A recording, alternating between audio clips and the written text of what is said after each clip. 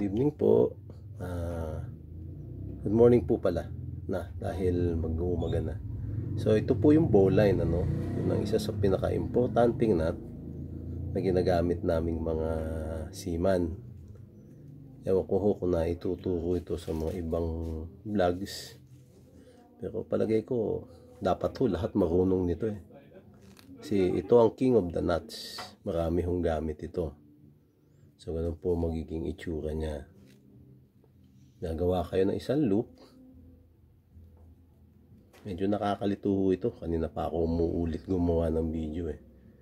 So ganito lamang po. Tapos ipasok lang doon sa loob. Practice lamang po.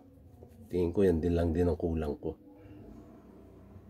Ay, 3 taon ka lang. 3 taon na ho akong nakapara dito sa Pilipinas. Hindi na ako seaman. Palakan na ho ako. Amphibian na ho ako. Kasi kaya nag-aaral ho akong huminga sa lupa.